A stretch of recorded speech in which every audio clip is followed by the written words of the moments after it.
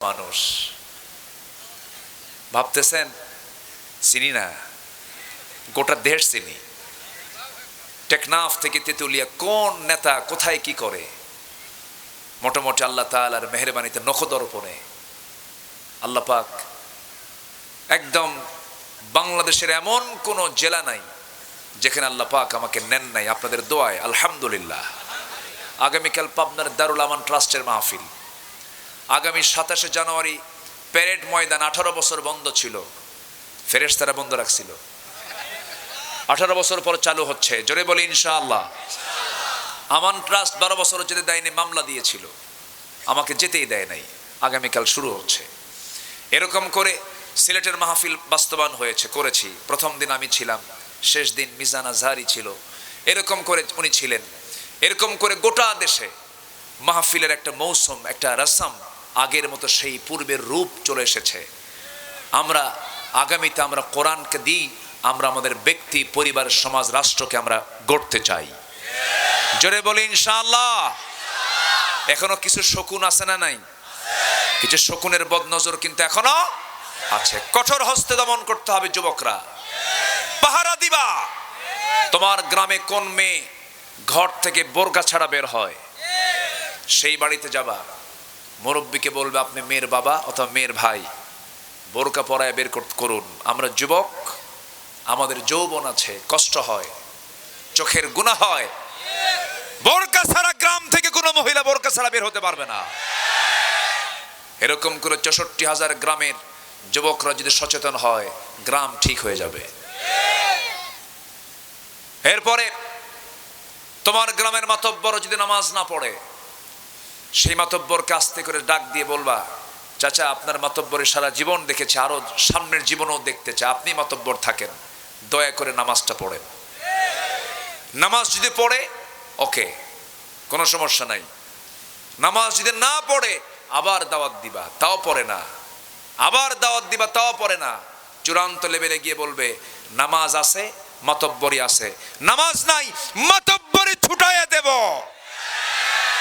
ঠিক কিনা? কাজ করতে রাজি আছো যুবকরা? এখন সময় আসছে তো, এখন তো সময় চলে এসেছে, এখন এটা কাজের সময়। ঠিক কিনা? সময়কে আমরা কাজে লাগাবো। জোরে বলি ইনশাআল্লাহ। চোররা তো নাই, চোররা আছে এখন? চোররা তো সব চলে গেছে, গাছের গোড়ায় নাড়া দিছে, মামু বাড়ি দিল্লি গিয়ে পড়ছে। কি সুন্দর আল্লামা সাইদির কথা না? 25 বছর আগের কথা অক্ষর অক্ষরে পালিত হচ্ছে। এমন একটা সময় আসবে, পালানোর জন্য একটা ইঁদুরের গর্ত খুঁজে পাবে না। খুঁজে পায় নাই, কলার পাতায় শুয়েছিল। এই মানিক আমার বিরুদ্ধেও রিপোর্ট করেছিল, 116 জন আলেমের তালিকা করেছিল, ওর মধ্যে আমার নামটা ঢুকেছে। 2 বছর পার হয়নি, ওই মানিক বিচারপতি আল্লামা সাইদির বিরুদ্ধে ফাঁসির রায় দিয়েছিল। তাকে সিলেটবাসী ধরে যেদিন তাকে কোর্টে হাজির করা হয়, সেই দিন মাশাআল্লাহ সিলেটবাসীকে ধন্যবাদ, ভালো আপ্যায়ন করেছে। 2টা বিসি আউট করে দিছে। যা তুই খাসি হ, কি হ, খাসি হ। আরো কিছু দেখবেন আপনারা, আরো কিছু আসবে সামনে। ঠিক কিনা? সম্মানিত বন্ধুগণ, একটা দেশের শীর্ষস্থানীয় ধনী, চিন্তা করুন, একটা গ্রুপের মালিক ওরফে দরবেশ বাবা। চিন্তা করুন, টাকা দিয়ে লাভটা হলো কি? পারলো না, দাড়ি কাটলো, দাড়ি কেটে মাথার চুল কালো বানালো, আবার নৌকায় চড়ছে। করেন তো, ধরা তো খাবি। নৌকায় চড়ে পালাতে লাগলো, কোস্টগার্ড ধরে ফেলছে। ধরে ফেলে বলে, স্যার আইনমন্ত্রীকে বলছে, স্যার আপনাকে চিনছি, তাহলে চলেন থানায় চলেন। আইনমন্ত্রীকে আমি কি একে আসছি নাকি? আমি তো জামাতের সাথে আসছি। মানে কে? কই যে বসে আছে, কে মাথার চুল কালো লোকটা কে? কে ভালো করে দেখো, ওটাই দরবেশ। কি কথা কি বোঝা যায়? কথা বোঝা যায়? ওরা আলেমদের কেউ বেইজ্জত করতে চেয়েছিল, আল্লাহ ওদেরকে ন্যাংটা করে উলঙ্গ করে দিয়েছেন, উলঙ্গ করেছেন। এরকম চিত্র আগের যুগেও করেছে কাফের মুশরিকরা নবীদের বিরুদ্ধে। নূহ আলাইহিস সালাতু ওয়াস সালামকে মেরে রক্তাক্ত করে জমিনে ফেলে দিয়ে চলে গেছে। আহা, রক্তাক্ত হয়ে ফিরে আসছেন বাড়িতে। বউটা ভালো না। বউটা ভালো? বউ ভালো ছিল? ইমরাতে নূহ ওয়া ইমরাতে লূত, দুই নবীর বউ ছিল কাফেরা। বাইরে অশান্তি, কষ্ট, ভিতরে গিয়ে বউয়ের সঙ্গে কথা বলবে তাও কষ্ট। শুধু কষ্ট আর কষ্ট চলে গেছে নূহ আলাইহিস সালামের জীবনে। আল্লাহু আকবার। 900 বছর কালিমার দাওয়াত দিয়েছেন, ইসলাম কবুল করছে মাত্র হলো 80 থেকে 90 জন। ইন্নী দাউতু কওমি লাইলা ওয়া নাহারা। পরে আল্লাহ পাক এমন প্লাবন দিলেন, এক বন্যায় সব শেষ করে দিয়েছেন। আরেকজন নবী খুব রাগী ছিলেন, প্রচন্ড রাগী। বলেন তো কোন নবী হতে পারে? দেখছো কি ওয়াজ শুনছেন আপনারা? দেখেন, কাহালু তো ইসলামী জনপদ, এটা আলেমদের জনপদ, এটা বলি আলহামদুলিল্লাহ। এই মূসা আলাইহিস সালামের বিরুদ্ধে একবার ফেরাউন চট করে একটা অভিযোগ দিয়ে দিল, দোষ ধরলো। আল্লাহর নবীরা কিন্তু শক্তিশালী মানুষ। আল্লাহর নবীরা পৃথিবীর সবচেয়ে সুন্দর সুস্থি, একদম মানে সব মানুষের মধ্যে সবচাইতে সুঠাম দেহের অধিকারী হচ্ছে আল্লাহর নবীরা। তাদের কোনো ত্রুটি ছিল না দেহের। হঠাৎ করে ফেরাউন একদিন ঘোষণা করলো, গোটা দেশে রিউমার মিডিয়া অপপ্রচার করলো যে মুসা কেমন নবী, মুসার তো দেহ ঠিক নাই। কেন? মুসার অন্ডকোষ ছোট বড়। কি কথা কি বুঝতেছেন আপনারা? অন্ডকোষ ছোট বড়, এমন একটা অভিযোগ দিল। বলেন তো এই নবী কি ঠিক থাকার কথা? রাগ কম না বেশি? আল্লাহকে সরাসরি অডিও কল মারলেন। কি কল মারলেন?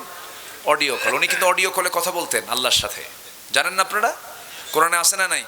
ওয়াকাল্লামাল্লাহু মূসা তাকলিমা। তিনি অডিও কলে আল্লাহর সঙ্গে কথা বলতেন, সরাসরি অডিও কল হতো। একদিন হঠাৎ করে বলতেছে, আল্লাহ এটা ভিডিও কল দিই। কি কল দিই?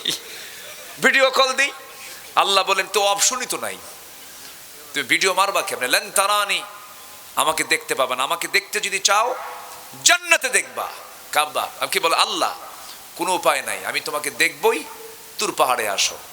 তুর পাহাড়ের নাম নেওয়া মাত্রই মুসা বলেন, আল্লাহ তুমি এত দূরের পাহাড়ের নাম নিলে, আশেপাশে এত পাহাড় থাকতে 800 মাইল দূরে, আমি মুসাও কম না, যাবই। জোরে কান সুবহানাল্লাহ। জান্নাতে চলে গেছেন না? চলে গেছেন না? দেখতে পেয়েছেন? দেখতে পাননি। এই নবীর বিরুদ্ধে যখন অভিযোগ দিল, তিনি বললেন, আল্লাহ এটা কি মানা যায়? তুমি কি করবা তাড়াতাড়ি করো, আমার তো সব ঠিকই আছে। ও আমার দোষ দিল কেন? দেশবাসীর কাছে আমার মান সম্মান আছে না? আমার কিসের ছোট বড়? সব তো ঠিকই আছে আমার। আল্লাহ বললেন, মুসা চিন্তা করো না, আমি তোমার লুঙ্গি খুলেই দেখাই দেবো, যাও। জোরে কান সুবহানাল্লাহ। এই বাচ্চাগুলো কি সুন্দর করে শুনতেছে, দেখছেন? দেখেন কি হাসি মারে। আলহামদুলিল্লাহ। হ্যাঁ দেখছেন, অ্যাটেনশন দেখছেন, এদের মনোযোগিতা দেখুন। আলহামদুলিল্লাহ বলেন। জি, মূসা আলাইহিস সালাতু ওয়াস সালাম গোসল করতে নামলেন। তাফসীরে এসেছে গোসল করতে তিনি পানিতে নামলেন। সেদিন তার বিকল্প কোনো লুঙ্গি ছিল না। তিনি করলেন কি, একই লুঙ্গি আবার পড়তে হবে এটা ভেবে লুঙ্গিটা তিনি করলেন কি একটা পাথরের উপরে রাখলেন, রেখে পানিতে নামলেন, গোসল বানালেন। গোসল সম্পন্ন করে তিনি আবার ওই লুঙ্গিটাই পরবেন। ইতিমধ্যে আল্লাহ রাব্বুল আলামিন ওই পাথরকে হুকুম করলেন, পাথরকে জীবন দিয়ে দিয়ে বলেন, পাথর লুঙ্গি নিয়ে দৌড় মার। লুঙ্গি নিয়ে শুনবেন, কথা শুনবেন? আগ্রহ আছে? হ্যাঁ, আল্লাহু আকবার। লুঙ্গি নিয়ে দৌড় মার। দৌড় মারলো লুঙ্গি নিয়ে। মূসা আলাইহিস সালাতু ওয়াস সালাম তার যে লুঙ্গি নাই পরনে, এটা ভুলে গেছেন। আল্লাহ পাক জেহেন থেকে ভুলাইয়া দিয়েছেন। তার একটাই চিন্তা, আমি লুঙ্গি কখন পাবো, লুঙ্গি কখন পাবো। লুঙ্গির পিছনে তিনি দৌড়ান। পাথর দৌড়াচ্ছে লুঙ্গি নিয়া। এখন বলেন, পাথরকে অর্ডার করেছেন তিনি আমার কে? আল্লাহ অর্ডার দিয়েছেন, সেই জন্য তিনি দৌড়াচ্ছেন। সেই পাথর দৌড়াচ্ছে, আল্লাহর নবীও দৌড়াচ্ছেন, পারতেছেন না। কারণ এই লুঙ্গিটার দায়িত্ব পাথরকে দেওয়া হয়েছে। পাথরের যদিও জীবন নাই, কিন্তু জীবন দিতে পারেন তিনি আমার কে? এই মাটি থেকে আমার জীবন, এই মাটি থেকে আমার সৃষ্টি, এই মাটির দেহে জীবনটা দিয়েছেন তিনি আমার কে? মাটিতে যদি জীবন দিতে পারেন, তিনি কি পাথরে জীবন দিতে পারেন না? অবশ্যই পারেন। পাথর নিয়ে যখন দৌড়াচ্ছিল লুঙ্গিটা নিয়ে, উনিও পিছে পিছে দৌড়ান। শেষ পর্যন্ত ফেরাউন তার সভাসদবৃন্দকে ক্যাবিনেট মন্ত্রীদেরকে নিয়ে যেখানে বৈঠক করতেছিল সেই জায়গায় গিয়ে পাথর গিয়ে থেমে গেছে লুঙ্গি নিয়া। উনিও পিছে পিছে আসতেছেন, সরাসরি সামনে দাঁড়ায় গেছেন। ফেরন তার সমস্ত মন্ত্রী পরিষদ সব নিচের দিকে তাকায় দেখে সব ঠিকই আছে। আল্লাহু আকবার বলবেন না?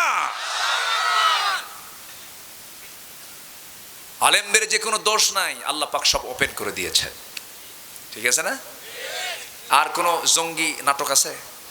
এই 5 মাস কোথাও কি দেখছেন যে অমুক জায়গায় র‍্যাব অভিযান চালিয়ে এতগুলো জঙ্গি বই আর এতগুলো এই কাটা রাইফেল পায় এতগুলো আলেমকে ধরছে? এর কি কোথাও পাইছেন? 5 মাসে এই জঙ্গি কেন নাই? নাট্যকারী দেশে নাই। নাট্যকার দেশে নাই।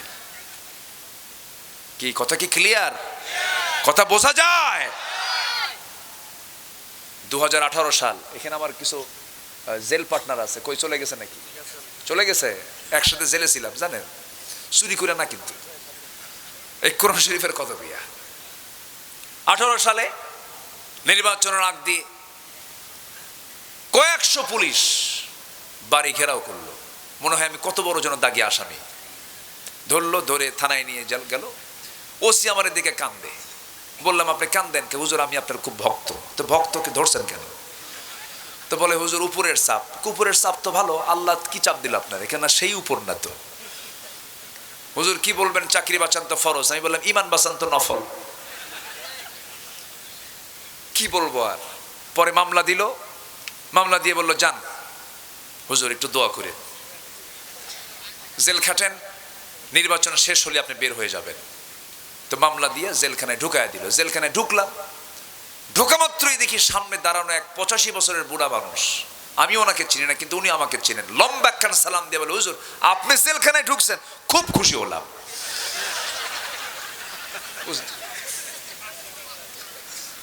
তো আমি বললাম খুশি হলেন কেন? জেলে কেউ খুশি হয়? বলছে হুজুর ওয়াজ শুনতে যাই, দূর থেকে ওয়াজ শুনি, কাছে পাই না। এত মুসাফা করার চেষ্টা করছি হুজুর, পাই নাই আপনি কখনো। আল্লাহ মিলাই দিছে, হুজুর থাকেন, জেলখানায় থাকেন। খুব খুশি হন। তো পরে বললাম চাচা আপনি জেলখানায় কেন নাতিপুতি থুইয়া এই বুড়া বয়সে কেন, কি অকাম করে আসছেন? বাবা বোমা হামলা, বোমা হামলা, মানে বোমার হামলা, বোমার মামলা দিছে তার নামে, বিস্ফোরক মামলা দিছে। বলেন তো বুড়া মানুষের হাতে যদি বোমা তুলে দেওয়া হয়, ও কি জায়গা মতো মারবে না ওর মাথায় পড়বে? এই ছিল হলো 16 বছর। আল্লাহ কি না পারেন সব দেখিয়ে দিয়েছেন। তিনি আমার কে?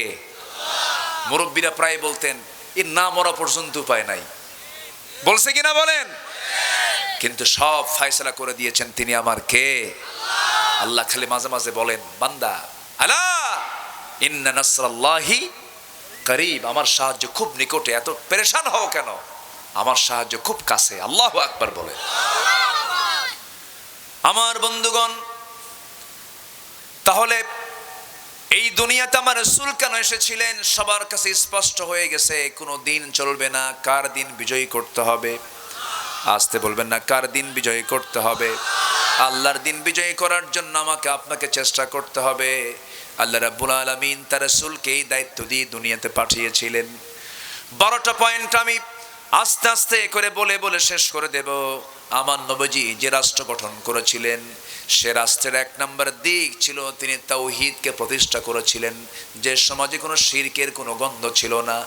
আমার দেশে মাজার পূজা আছে না নাই বলেন? আসতে বলবেন না, আছে না নাই? মহাস্থান কত দূর? ট্রাক নতুন কিনলে কোথায় নেয়? কোথায় নেয়? এগুলো কি তাওহীদের কাজ না শিরকের কাজ? ভাই পাগলা মাজার কি আছে? সামনে দিয়া কোনো বাস গেলে অথবা ট্রাক গেলে হেল্পার ড্রাইভারকে লক্ষ্য করে বলে বস থামান, ব্রেক। সামনে মাজার শরীফ, ব্রেক না মারলে কিন্তু আপনার গাড়ি অ্যাক্সিডেন্ট হয়ে যাবে। দেখছেন কি? এটা কি ইমানের কথা? ইমানের কথা? শিরকের কথা। দিল সেখানে কসকস 100 টাকার নোট, ওইদিকে প্রতিবেশী না খায়া থাকে। এরকম আছে না নাই বলেন তো? শনিবারে বাঁশ কাটা যাবে না, আছে? সকালবেলা বাকি দেওয়া যাবে না, মঙ্গলবারে বিয়ে হওয়া যাবে না। এরপরে বৃষ্টির দিন কেউ যদি কারো বিয়ে হয় সারা জীবন তার চোখের পানি ফুরাবে না। ফতুয়ায়ে দাদি, ফতুয়ায়ে। ছোট্টবেলায় দেখেছি, হয়তো আমারও কপালে কালো চিহ্ন, কালো টিপ দিয়ে দিয়েছে, দেয় নাই? কালো টিপ লাগায় দিয়েছে। আপনি আপনার দাদিকে বলবেন, দাদি কালো টিপ কেন দেয়? জানি না। মনে হয় কি জন্য যে দিছে জানি না, খালি কয় জানি না। কি কয়? জানি না। বদনজর থেকে বাঁচার জন্য ওই কালো টিপ বিশ্বাস করা এটা শিরকের কাজ। শনিবারে বাঁশ কাটা যাবে না, শিরকের কাজ। এরকম করে হাজারো শিরকের সরাসরি আজকের সমাজে আছে না নাই? আছে। আমার বন্ধুগণ, এই তো সাধারণ শিরক। স্পষ্ট বড়, সবচাইতে বড় শিরক হলো জমিনে আল্লাহর দিন ছাড়া অন্য কোনো দিন দিয়ে সমাজটাকে চালানো, রাষ্ট্রকে আল্লাহর দিন ইসলাম ছাড়া অন্য কিছু দিয়ে চালানো। এবং অনেকে স্পষ্ট ভাষায় জানিয়ে বলে দেন, ইসলাম দিয়ে আজকের দুনিয়া চলবে না, কোরআন আজকের দুনিয়ায় চলবে না। এই জাতীয় কথা বলবে যে তার ঈমান আছে না গেছে? ঈমান আছে না গেছে? চলে গেছে, ঈমান থাকবে না। আমার বন্ধুগণ, 12টা পয়েন্টের মাত্র 1 নাম্বার পয়েন্ট কেবল বললাম, আরো 11টা পয়েন্ট পড়ে আছে। আমরা আস্তে আস্তে করে শুনবো। আমার নবীজি তাওহীদ প্রতিষ্ঠা করতে গিয়ে মক্কার মাটিতে ফুল পেয়েছেন না পাথর পেয়েছেন? মক্কার মাটিতে আদর পেয়েছেন না লাঠির বাড়ি পেয়েছেন? আরে কিভাবে মারছে রাসূলকে! ওই হাদিসটা আমাকে খুবই কাঁদায়। আমার নবীজি মক্কার মাটিতে একদিন কাবা শরীফের সামনে গিয়ে তিনি নামাজে দাঁড়ায় গেছেন, রুকুতে চলে গেছেন। উতবা, সাইবা, মুগিরা, কাট্টা কাট্টা কাফের গুলো সব এক জায়গায় হয়ে রাসূলকে দেখে হেও করছে, ঠাট্টা করছে, আর বলতেছে, মুহাম্মাদের বাহিনীগুলো দেখো, বেলাল কালো কুসকুসে, বেলাল কালো কুসকুসে, খাব্বাব কামার, এইরকম কামার সাইজের, গোলাম সাইজের লোক নিয়ে মোহাম্মদ বিশ্ববিজয়ের স্বপ্ন দেখে এরকম করে হেও প্রতিপন্ন করছে, রাসূলকে গালমন্দ করছে। আমার নবীজি যখন রুকুতে চলে গেছেন, সহিহ বুখারীর বর্ণনা, আমার নবীজি যখন রুকুতে চলে গেছেন, সঙ্গে সঙ্গে ওই কাফের মুশরিকরা সবাই কি করলো? উটের পচা নারী ভরি, দুর্গন্ধ পচা নারী ভরি নবীজির রুকু হালতে, যখন রাসূল রুকুর হালতে তিনি যখন রুকু করছেন, ওই সময় পিঠের উপরে উটের পচা নারী ভরি চাপায়া দিয়েছে। আমার নবীজি সহ্য করতে না পেরে ভার উপর হয়ে হামাগুড়ি দিয়ে পড়ে গেছেন। নবীজি আর উঠতে পারেন না। ফাতিমা রাদিয়াল্লাহু তাআলা আনহা, নবীজির সবার ছোট মেয়ে ফাতিমা, এসে নবীজির ঘাট থেকে, পিঠ থেকে পচা নারী ভরিগুলো সরাইয়া দিলেন। আমার নবীজি কোনোদিন সহজে বদদুয়া দিতেন না, লানত করতেন না, কিন্তু সেই দিন আমার নবীজি লানত করে একটা বদদুয়া দিয়েছেন। আমার নবীজি সেই দিন 7 জন কাফেরের বিরুদ্ধে লানত করেছেন। 1 নম্বর হলো আমর ইবনে হিশাম। আমর ইবনে হিশাম মানে আবু জেহেল। আমর ইবনে হিশাম, উতবা ইবনে রাবিআ, শাইবা ইবনে রাবিআ, ওয়ালিদ ইবনে উতবা, উমাইয়া ইবনে খালফ, উকবা ইবনে আবু মুআদ, ওমর ইবনে ওয়ালিদ, এই 7 জনের নাম নিয়ে বলতেছে, আল্লাহ এদের প্রতি তোমার লানত নাজিল করো, লানত দাও, লানত বর্ষণ করো। নবীজির মুখ থেকে যদি কোনো কথা বের হয়, কবুল হতে দেরি না তাড়াতাড়ি, দেরি না তাড়াতাড়ি। এই 7 জন কাফের কেউ টিকতে পারে না। এই সব বদর যুদ্ধের দিন যেদিন চলে গেছে, ওই বদর যুদ্ধের ময়দানে 7টা কাফের সব বদর কূপের মধ্যে কুকুরের মতো দুনিয়া থেকে বিদায় নিয়েছে। আমার বন্ধুগণ, সেই মক্কায় আমার নবীজি তাওহীদকে প্রতিষ্ঠা করেছেন। আমার নবীজি যে যুগে জন্ম নিয়েছিলেন, সেই যুগের মানুষগুলো এত মূর্তি বানাতো, পৌত্তলিকতার প্রতি তাদের মধ্যে ছিল বেশি। এমনকি মূর্তি বানাতে বানাতে শেষ পর্যন্ত যে কালো কাপড় দিয়ে মুড়ানো ঘর, সেই ঘরের নামটা কি বলেন? কাবা। বলেন কি নাম? ইন্না আউওয়ালা বাইতুন উদিআ লিন-নাসি লাল্লাযী বিবাক্কা। আরেকটা নাম বাক্কা, মক্কা। কাবা শরীফ, এই কাবার চতুর্দিকে শুধু নয়, কাবা শরীফের ভিতরেই পর্যন্ত তারা 360টা মূর্তি ঢুকিয়েছিল। নবজি 13 বছর মক্কায় ছিলেন, ওই মূর্তিগুলো সরাতে পারেন নাই, কারণ সেই সময় মক্কার দায়িত্বে ছিল আবু জেহেল। আমার নবীর মিশন ছিল কেমন করে ওই ঘর থেকে এই শিরকের এই সমস্ত অপকর্মগুলো কেমন করে বের করে দেওয়া যায়, কেমন করে কাবাকে সম্পূর্ণ মূর্তি মুক্ত করা যায়। তিনি আন্দোলন করা শুরু করলেন। কিন্তু মক্কায় যতদিন ছিলেন তিনি কি সেখানে মার দিয়েছেন না মার খেয়েছেন? বলেন বলেন বলেন। মার খেয়েছেন। কিন্তু মদিনায় যাওয়ার পর তিনি সেখানে মার দিয়েছেন না মার খেয়েছেন? মার দিয়েছেন। তাহলে মার খাওয়া সুন্নত, মার দেওয়া সুন্নত। মার খাইছে 16 বছর, এখন সামনে আর কোনো মাফ নাই। আসতে কয়, এ আসতে কন কেন? মার খাইছি তো ছাড়বো? রাসূল ছাড়েন নাই, আমরাও কি? আসতে কন কেন? আসতে কন কেন? আমার নবী যে মক্কা বিজয়ের দিন বললেন সবাইকে মাফ করলাম, 17 জনের মাফ নাই। হ্যাঁ, 17 জনের মাফ নাই। রাসূল 17 জনকে মাফ করেননি। চিহ্নিত লোকগুলোকে রাসূল বলেছেন একটারও কোনো ক্ষমা নাই। আল্লাহু আকবার বলেন। এরকম চিহ্নিত অপরাধী আছে না নাই? আচ্ছা, গুনে গুনে রাখেন।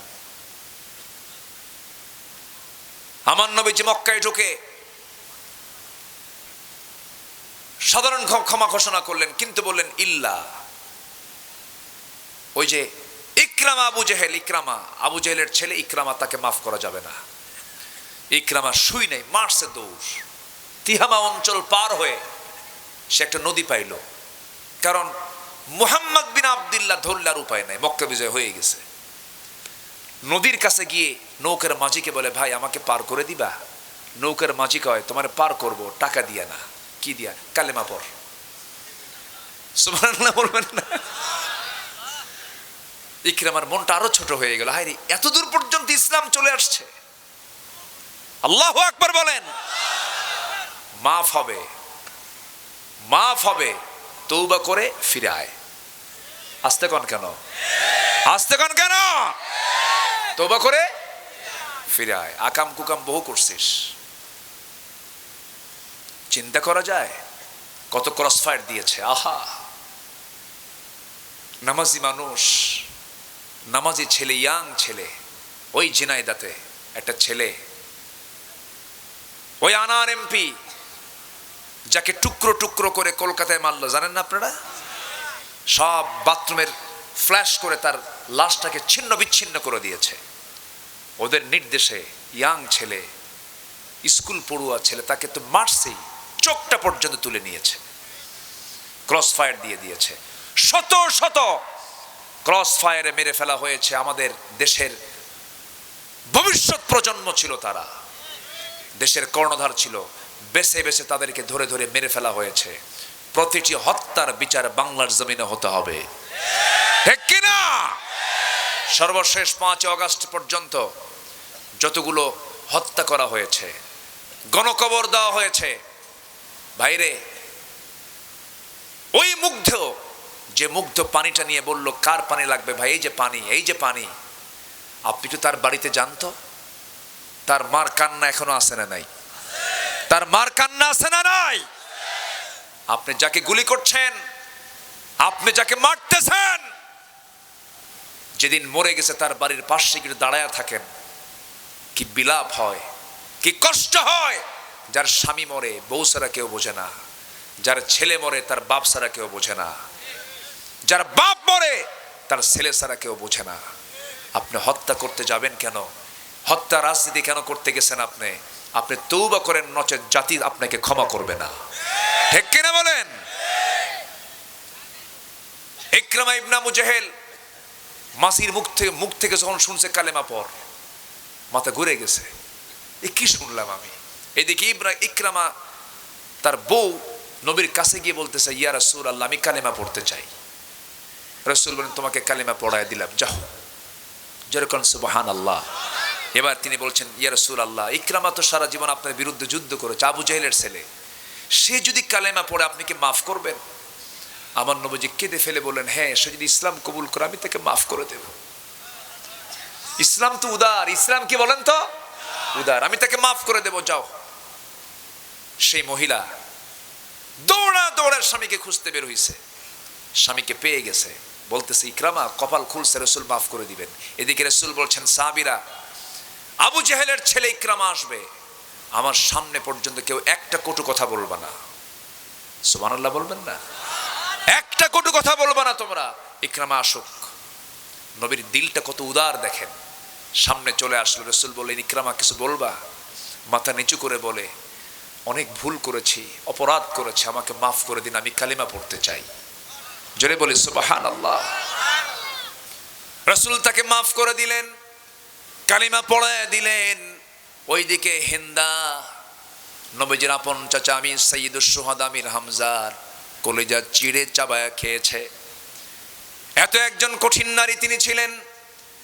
আমার নবীর সামনে যখন দাঁড়ায় গেছে, রাসূল বলছেন কিছু বলতে চান নাকি? তিনি বলছেন আমি কালিমা পড়তে চাই। রাসূল বলেন কালিমা পড়বেন, শর্ত হলো কালিমা পড়েছেন ভালো কথা, আপনি আমার সামনে কখনো আসবেন না, আপনাকে দেখলে আমার চাচার কথা মনে হয়ে যাবে। দিন তেমনি এমনি আসে নাই। আমি যখনই মক্কায় যাই, মদিনায় যাই, আমি সেখানে ছুটে চলে যাই উহুদ প্রান্তরে, ছুটে চলে যাই বদর প্রান্তরে। সেখানে গেলে পরে একটা তেজোদ্দীপ্ত ভাব চলে আসে। উহুদের প্রান্তরে একজন দুজন না ৭০ জন শহীদ শুয়ে আছেন। কতজন শহীদ বলেন? ৭০ জনের মধ্যে সাইয়্যিদুশ শুহাদা আমির হামজাও সেখানে শুয়ে আছেন। আমার রাসূল সেই দিন ৭০ জন সাহাবীর ভিতরে দুজন সাহাবীকে একসাথে কবর দিতে বলেছিলেন। সেটা হলো আমার নবীজির আপন চাচা আমির হামজার কবর এবং আব্দুল্লাহ বিন জাহাশ নামে একজন শহীদের কবর এক কবরে দিতে বলেছিলেন। কারণ সেই কারণটা হলো আব্দুল্লাহ ইবনে জাহাশ যখন যুদ্ধে যাবেন সেই সময় তিনি দোয়া করছেন, আয় আল্লাহ তাআলা, আমি তোমার দিন কায়েম করার জন্য, একামতে দিনকে প্রতিষ্ঠার জন্য আমি সম্মুখ যুদ্ধে আমি উপস্থিত হচ্ছি। আল্লাহ, শত্রুপক্ষ আমার সামনে দাঁড়িয়ে যাবে, উহুদের প্রান্তরে যাচ্ছি। আল্লাহ গো, আমাকে তুমি আমার শক্তি দিয়ে দিও, আমি যেন বাতিলদের মোকাবেলা করতে পারি। এক পর্যায়ে যেন কাফের মুশরিকরা আমাকে যেন ধরাশয়ী করতে পারে, আমাকে যেন ধরে ফেলে। ওরা যেন আমার নাকটা কেটে নেয়, কানটা কেটে নেয়, হাতটা কেটে নেয়, পাটা কেটে নেয়। আমার হাত কাটা, পা কাটা, নাক কাটা দেহ নিয়া কিয়ামতের দিন যখন তোমার সামনে দাঁড়াবো, সেই সময় তুমি আমাকে বলবে ফিমা যদি আনফুক উযুনুক, তোমার নাকটা কেন কাটা, তোমার কানটা কেন কাটা? সেই দিন বলবো আল্লাহ, তোমার জমিনে তোমার দিন কায়েমের সংগ্রাম করতে গিয়ে কাফেররা আমার হাত কেটেছিল, নাক কেটেছিল, কান কেটেছিল। আল্লাহ বলবেন তোমার কথা সত্য, তোমাকে কোনো বিচার না করে জান্নাত দিয়ে দিলাম। আমার নবীজি বললেন, ও আমার সাহাবীরা, আমার আব্দুল্লাহ বিন জাহাশের লাশ পৃথক কবরে না দিয়ে আমার চাচার কবর একসঙ্গে দিয়ে দাও। কারণ চাচার যে দশা আব্দুল্লাহ বিন জাহাশের সেই দশা, একই বডি, নাক কাটা, কান কাটা, হাত কাটা, পা কাটা, ছিন্ন বিচ্ছিন্ন দেহ, সবগুলোকে এক জায়গায় করে শুয়ে রাখা হয়েছে একই কবরে। আমার বন্ধুগণ, দিন তেমনি এমনি আসে নাই, দিন কায়েমের জন্য এতগুলো রক্ত ঝরিয়েছেন। আল্লাহ বলছেন বান্দার আমি তোমাকে জান্নাত দেব, জান দাও, মাল দাও, আমি তোমাকে জান্নাত দেব। জোরে করুন সুবহানাল্লাহ। সূরা তাওবার 111 নম্বর আয়াত, ইন্নাল্লাহা আশতারা মিনাল মুমিনিনা আনফুসাহুম ওয়া আমওয়ালাহুম বিআন্না লাহুমুল জান্নাহ ইউকাতিলুনা ফি সাবিলিহি ফায়াকতুলুনা ওয়া ইউকতালুন ওয়া'দান আলাইহি হাক্কান ফিত তাওরাতি ওয়াল ইনজিলি ওয়াল কুরআন। জোরে বলুন আল্লাহু আকবার। জান্নাত পেতে হলে আমরা আল্লাহর কাছে কি দিয়ে দেব বলেন? কি দেব? মাল দেব। আর কি দেব? জান দেব। আল্লাহ আমাকে কি দিবেন বলেন? জান্নাত দিয়ে দিবেন। এই চুক্তি করছেন আমার সঙ্গে, তিনি আমার কে? সূরা তাওবার 111 নম্বর আয়াত বাড়িতে গিয়ে মিলায় নেবেন। আমার বন্ধুগণ, অনেক লম্বা লম্বা কথা। আবার 2 নম্বরে চলে আসি। আমার নবী যেমন রাষ্ট্র গড়ে তুললেন যে রাষ্ট্রে কোনো হিংসা ছিল না। আমার দেশে হিংসা কম না বেশি? শুধু হিংসা না, মহাহিংসা। মহাহিংসা, হিংসার, আমরা হিংসার সাগরে হাবুডুবু খাই। হিংসা আছে না নাই? জমি কেনে একজন, হিংসা করে আর একজন।